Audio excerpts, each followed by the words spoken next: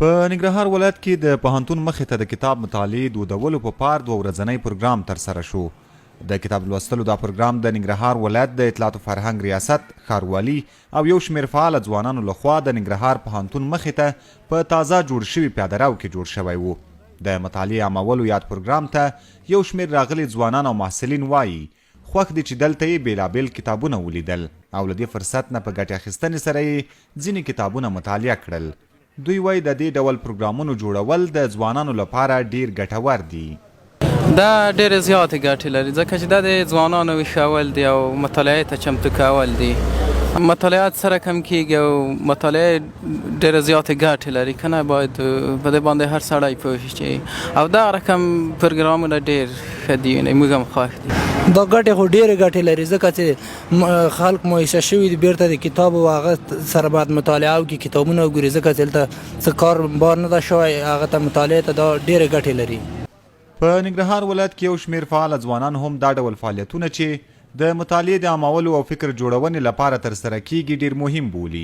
دوی همداراز وایي چې د مطالعې د بنسټیزو ځایونو د جوړونې او هغوی ته د زیاتې پاملرنې په برخه کې د هم کار وشي.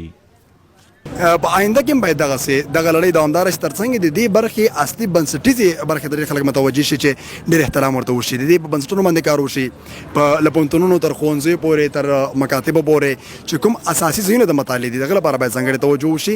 دا کار د لنډ مهال لپاره ذهني جوړولو لپاره دی اساسي باید دې برخې ډېر کار وشي چې لا ډېر اړتیا ده ورته او دا کار د ستاینې وړ دی.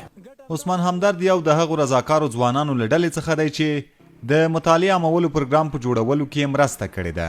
نوموړی وایي که څه هم په دومره کم وخت کې مطالعه نشي کېدلی خو د دوی هدف دا دی چې ځوانانو ته یوه ښه انګیزه ورکړي تر څو مطالعې ته مخه کړي. ګټه همدا ده چې د ځوان لپاره یو فکر ورکړل شي تر څو مایوسه نه شي چون دلته ځوانان ناهیلي دي ځینې ستونزې شته نو زموږ یو شعار هم دی چې ځوانانو ته همدا وایي چې کتاب واخلي مطالعه وکړي. په شخصي توګه خو د یو رضاکاره ځوان په حیث 100 کتابونه ما ورته راوړي دي ځینې مطبعو نور پکې مرسته کړې اطلاعات فرهنګ پکې مرسته کړې ده.